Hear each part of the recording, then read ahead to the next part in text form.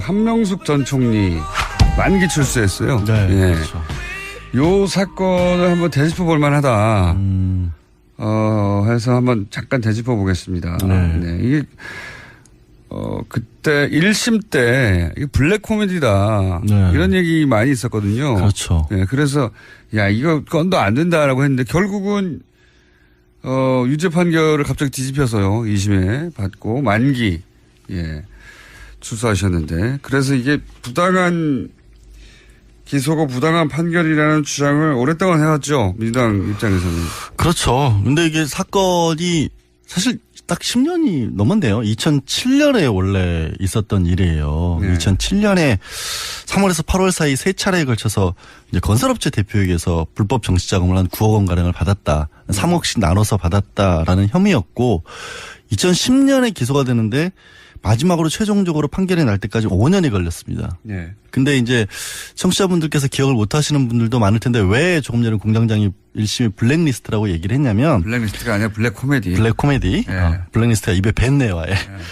이 돈을 줬다라고 한 사람이 검찰에서 수사를 받으면서는 분명히 돈을 건넸다라고 얘기를 했는데 막상 1심 재판이 시작되니까 검찰의 압박에 못 이겨서 허위 진술을 했다. 9억 원 가량은 내가 개인적으로 횡령을 해서 사업자금을 횡령해서 개인적으로 썼는데 그게 이 건설업체가 결국 망했거든요. 근데 채권자들에게 시달리는 입장에서 개인 자금까지 썼다라는 것이 알려지면 그거 내가 너무나 그걸 감당할 수 없어서 거짓말을 한 것이다. 그리고 검찰에 압박이 있었다라고 얘기를 한 거죠. 그러면서 이제 한명숙 전 총리에게 미안하다고 그랬죠. 네, 그렇죠. 네. 평소에 존경하던 분이었는데 이런 일을 겪게 해서 죄송하다. 그래서 1심에서는 무죄가 나와버렸어요. 1심에서는 왜 또 코미디였냐면 처음에 이제 그러니까 그 중에 돈을 줬다는 사람이 또 있습니다. 광모 사장.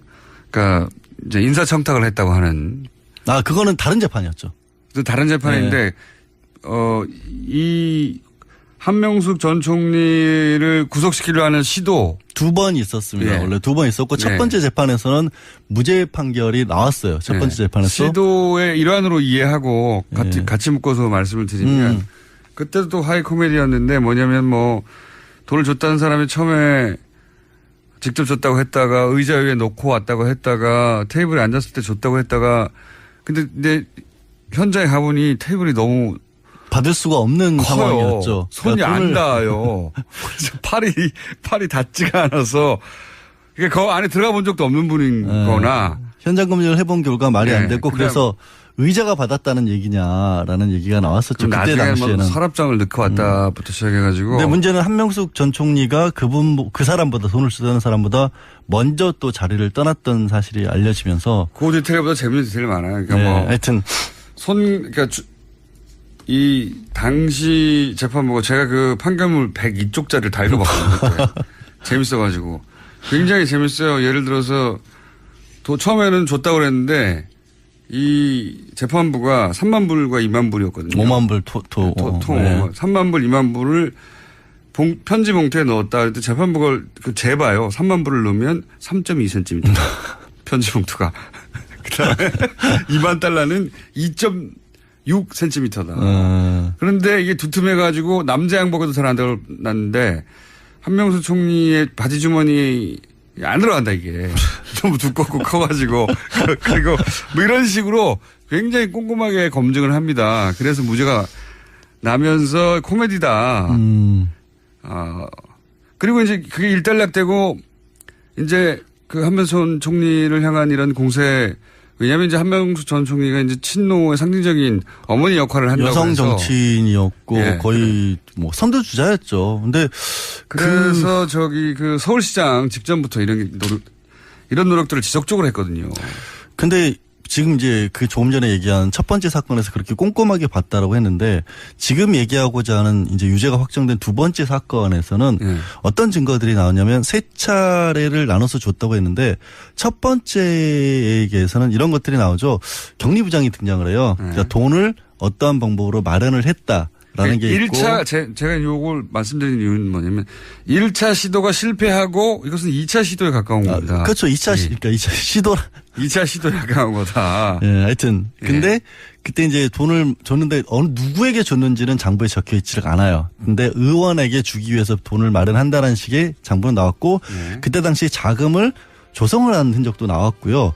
그다음에 세 차례로 나눠서 돈을 전달을 했는데 이게 왜 세 차례를 강조를 드리냐면 첫 번째 3억 원의 경우에는 그중에 하나가 1억 원짜리 수표가 들어있습니다. 네. 근데 그 수표가 결국에는 나중에 한명숙 전 총리의 동생이 전세자금으로 이 수표를 쓴 것까지가 나와요. 네. 그래서 그냥 어떤 정황적인 어떤 걸로 보려면 한 전 총리가 받았을 수도 있겠다라는 상황까지는 되는 거죠. 근데 이쪽에 해명도 있긴 합니다만. 해명도 있긴 합니다만 어쨌든 검찰이 내세운 건 그거예요.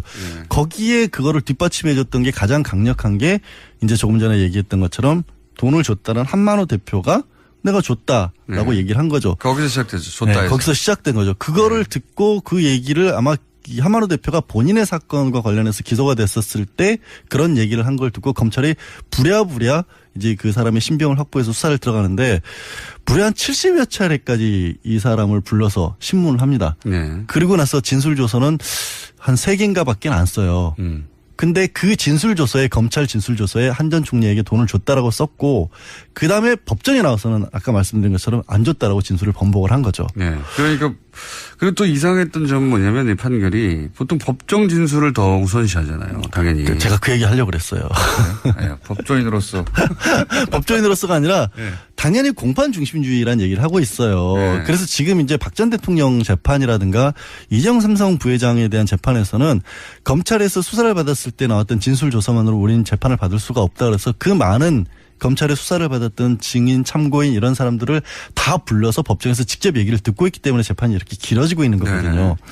그리고 두 번째 왜 제가 조금 전에 70번이나 불렀는데 진술조서는 3-4개밖에 안 남았다는. 70개가 있어야 되죠. 그렇죠. 네. 원래는 형사소송법상 분명히 네. 진술을 받으려면 언제 어느 때 어디서 뭐 시간 장소 다 알려주고 당신은 진술을 거부할 수 있다는 얘기까지 알려주고 이런 얘기를 물어봤고 이렇게 답변노라는 게 다 있어야 되는데 없어요 그게. 그러니까요. 그러니까 67개의 진술 조서가 없는 거예요. 빠진 거죠. 예. 그렇게 보면 이 문건을 믿어야 될 것이냐 아니면 법정에 나와서 판사 앞에서 위증을 각오하고 위증죄로 처벌받을 걸 각오하고 한 얘기를 믿어야 될 것이냐의 판단에 있어서 1심은 내가 판사들이 눈앞에서 물어봤는데 저 사람이 아니라고 하니까 네. 뭐 정황적으로 봤었을 때 여러 가지가 얘기가 있을 수가 있지만 줬다는 사람이 안 줬다고 하는데 증거가 딱히 없지 않느냐라고 해서 무죄를 내렸던 건데 항소심에서 그게 바뀌었고 대법원에서도 항소심에서는 갑자기 검찰에서 말한 게 맞다고 판결을 해버렸죠. 그렇죠. 왜 그렇게 맞다고 판결했는지 근거가 없어요.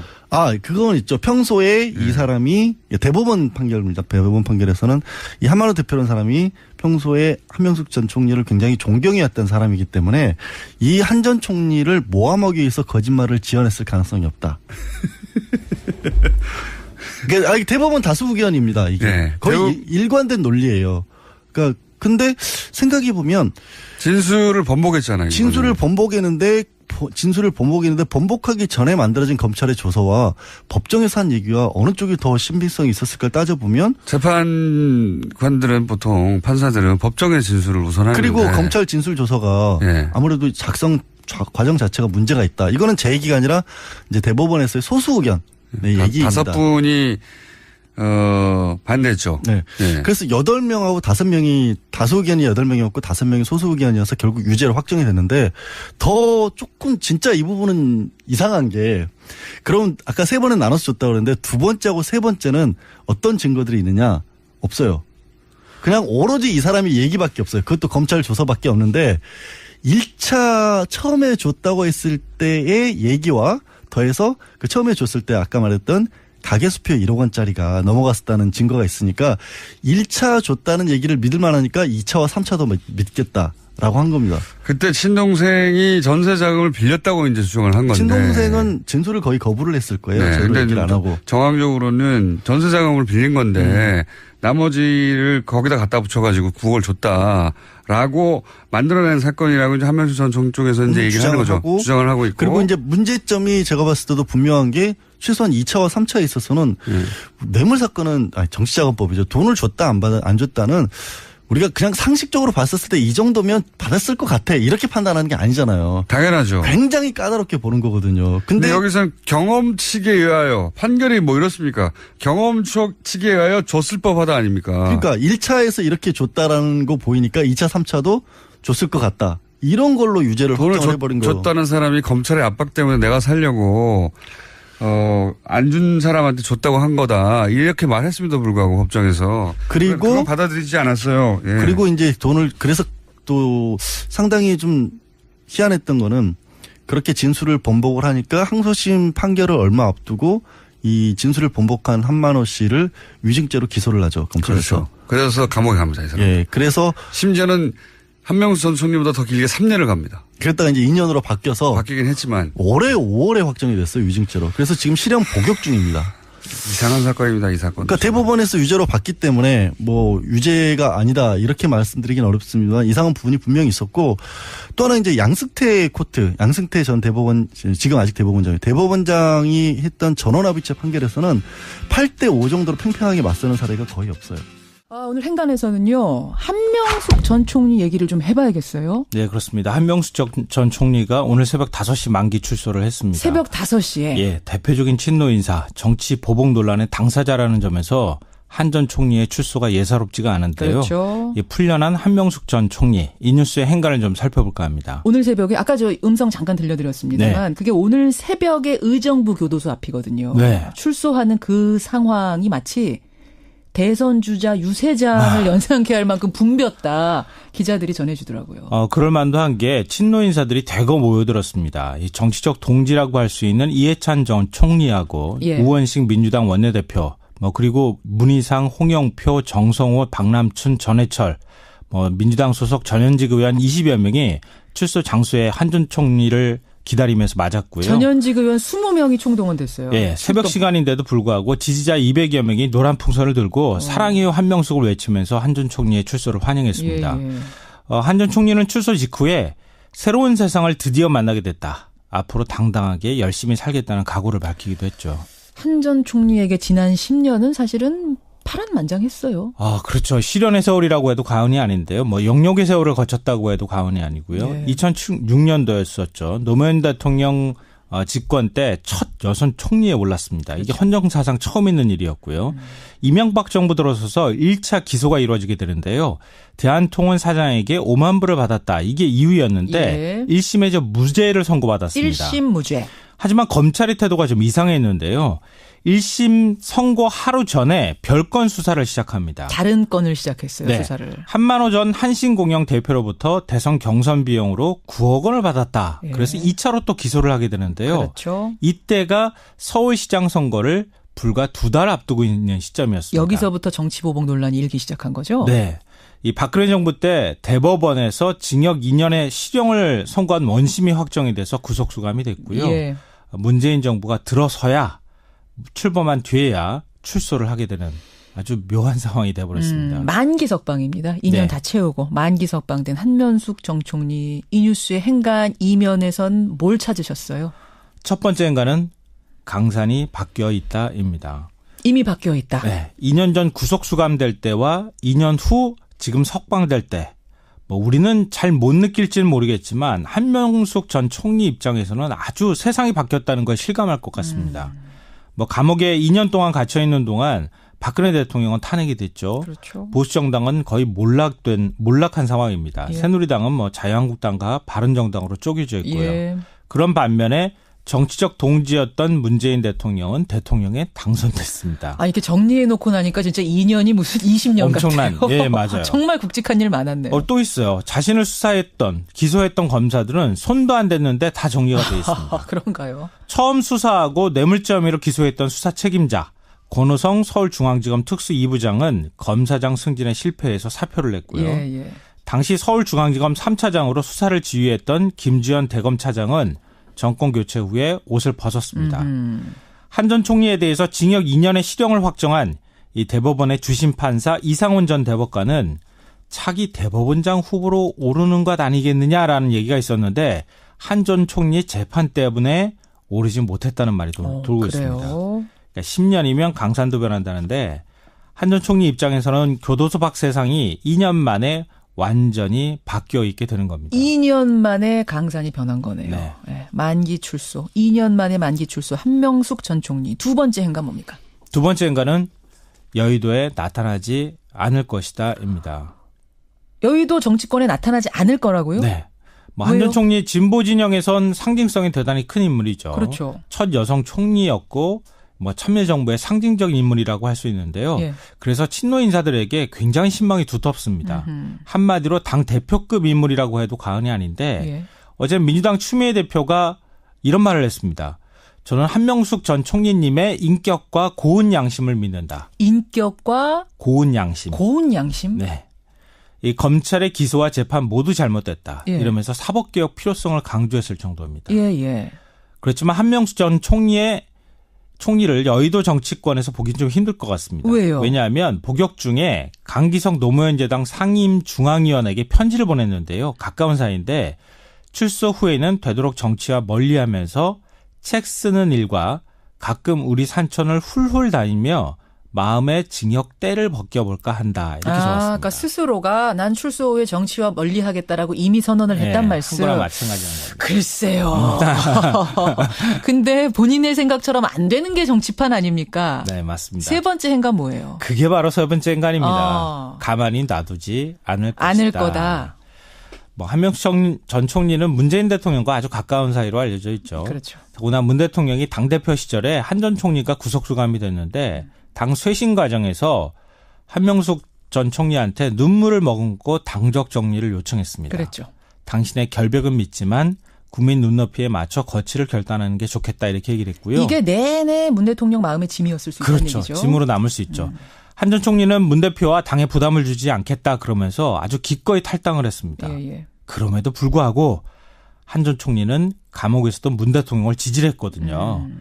그러니까 이른바 친노 진영에서 한 전 총리에 대한 믿음은 확고합니다.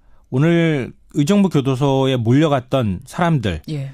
아마 그런 분들은 정치적 역할을 기대하는 마음이 굉장히 클 거라고 생각이 되는데요. 하지만 한 전 총리가 당장 정치 활동을 하기는 어려울 겁니다. 왜냐하면 오히려 문 대통령한테 부담이 될 수 있는 가능성이 있거든요. 오히려. 그렇지만 친노 진영에 아마 본격적으로 어떤 정치적 무대에서 활동하지 않지만 심리적인 구심점 역할은 분명히 할 것이다. 그렇군요. 그런 점은 주목해 봐야 될 것 같습니다. 한명숙 전 총리의 출소 그 행간 앞으로의 행보 짚어봤습니다. 수고하셨습니다. 네, 고맙습니다.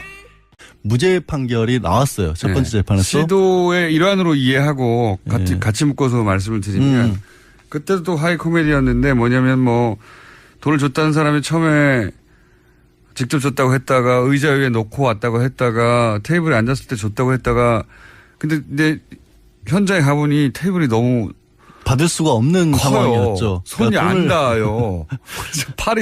팔이 닿지가 않아서 그 안에 들어가 본 적도 없는 분인 거나 현장 검증을 해본 결과 말이 네, 안 됐고 그래서 의자가 받았다는 얘기냐라는 얘기가 나왔었죠. 그때 나중에 당시에는. 서랍장을 넣고 왔다부터 시작해가지고. 근데 문제는 한명숙 전 총리가 그 사람보다 돈을 쓰던 사람보다 먼저 또 자리를 떠났던 사실이 알려지면서. 그 디테일보다 재밌는 디테일이 많아요. 그러니까 네, 하여튼 그러니까 이 당시 재판부가 제가 그 판결문 102쪽짜리를 다 읽어봤거든요. 재밌어가지고 굉장히 재밌어요. 예를 들어서 처음에는 줬다고 그랬는데. 이 재판부가 3만 불과 2만 불이었거든요. 5만 불 통. 3만 불, 2만 불을 편집 방법으로 마련을 했다라는 게 있고. 1차 제가 이걸 말씀드린 이유는 뭐냐면 1차 시도가 실패하고 이것은 2차 시도에 가까운 겁니다. 그렇죠. 2차 시도. 2차 시도에 가까운 거다. 예, 하여튼. 근데 그때 이제 돈을 줬는데 누구에게 줬는지는 장부에 적혀 있지를 않아요. 근데 의원에게 주기 위해서 돈을 마련한다는 식의 장부는 나왔고 그때 당시 자금을 조성을 한 흔적도 나왔고요. 그다음에 세 차례로 나눠서 돈을 전달을 했는데 이게 왜 세 차례를 강조를 드리냐면 첫 번째 3억 원의 경우에는 그중에 하나가 1억 원짜리 수표가 들어있습니다. 네. 근데 그 수표가 결국에는 나중에 한명숙 전 총리의 동생이 전세자금으로 이 수표를 쓴 것까지가 나와요. 네. 그래서 그냥 어떤 정황적인 어떤 걸로 보려면 한 전 총리가 받았을 수도 있겠다라는 상황까지는 되는 거죠. 이쪽에 예. 해명도 있긴 합니다만. 해명도 있긴 합니다만 어쨌든 검찰이 내세운 건 그거예요. 거기에 그거를 뒷받침해줬던 게 가장 강력한 게 이제 조금 전에 얘기했던 것처럼 돈을 줬다는 한만호 대표가 내가 줬다라고 얘기를 한 거죠. 거기서 시작됐죠. 줬다 해서. 거기서 시작된 거죠. 봉투에 넣었다. 그랬더니 재판부가 재봐요. 3만 불을 넣으면 3.2cm. 편지 봉투가. 그다음에 2만 달러는 2.6cm다. 그런데 이게 두툼해가지고 남자 양복에도 잘 안 들어갔는데 한명수 총리의 바지 주머니 안 들어간다 이게. 너무 두껍고 커가지고. 그리고 뭐 이런 식으로 굉장히 꼼꼼하게 검증을 합니다. 그래서 무죄가 나면서 코미디다. 그리고 이제 그게 일단락되고 이제 그 한명수 총리를 향한 이런 공세, 왜냐하면 이제 한명수 전 총리가 이제 친노의 상징적인 어머니 역할을 한다고 여성 해서 정치인이었고 거의 뭐 선두주자였죠. 근데 그래서 그 서울시장 직전부터 이런 노력들을 지속적으로 했거든요.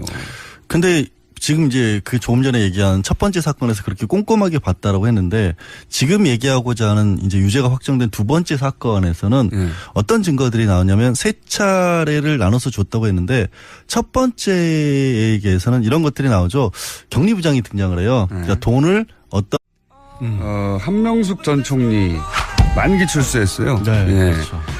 요 사건을 한번 되짚어 볼 만하다. 해서 한번 잠깐 되짚어 보겠습니다. 네. 이게, 그때 1심 때, 이게 블랙 코미디다. 네. 이런 얘기 많이 있었거든요. 그렇죠. 네. 그래서, 이거 건도 안 된다라고 했는데, 결국은, 유죄 판결을 갑자기 뒤집혀서요. 2심에 받고, 만기, 출소하셨는데. 그래서 이게 부당한 기소고 부당한 판결이라는 주장을 오랫동안 해왔죠. 민주당 입장에서는. 그렇죠. 근데 이게 사건이 사실 딱 10년이 넘었네요. 2007년에 원래 있었던 일이에요. 2007년에 3월에서 8월 사이 세 차례에 걸쳐서 이제 건설업체 대표에게서 불법 정치자금을 한 9억 원 가량을 받았다. 3억씩 나눠서 받았다라는 혐의였고 2010년에 기소가 되는데 마지막으로 최종적으로 판결이 날 때까지 5년이 걸렸습니다. 네. 근데 이제 청취자분들께서 기억을 못 하시는 분들도 많을 텐데 왜 조금 전에 공장장이 1심에 블랙리스트라고 얘기를 했냐면 블랙리스트가 아니라 블랙 코미디. 블랙 코미디. 블랙리스트가 입에 뱉네요. 아예. 이 돈을 줬다라고 한 사람이 검찰에서 수사를 받으면서는 분명히 돈을 건넸다라고 얘기를 했는데 막상 1심 재판이 시작되니까 검찰의 압박에 못 이겨서 허위 진술을 했다. 9억 원 가량은 내가 개인적으로 횡령을 해서 사업자금을 횡령해서 개인적으로 썼는데 그게 이 건설업체가 결국 망했거든요. 근데 채권자들에게 시달리는 입장에서 개인 자금까지 썼다라는 것이 알려지면 그거 내가 너무나 그걸 감당할 수 없어서 거짓말을 한 것이다. 그리고 검찰에 압박이 있었다라고 얘기를 한 거죠. 그러면서 이제 한명숙 전 총리에게 미안하다고 그랬죠. 네, 그렇죠. 평소에 존경하던 분이었는데 이런 일을 겪게 해서 죄송하다. 그래서 1심에서는 무죄가 나와버렸어요. 1심에서는 왜 또 코미디였냐면 처음에 이제 그러니까 그 중에 돈을 줬다는 사람이 또 있습니다. 광모 사장. 그러니까 이제 인사청탁을 했다고 하는. 그거는 다른 재판이었죠. 또 다른 재판인데, 이 한명숙 전 총리를 구속시키려 하는 시도. 2번 있었습니다. 원래 2번 있었고 첫 번째 재판에서는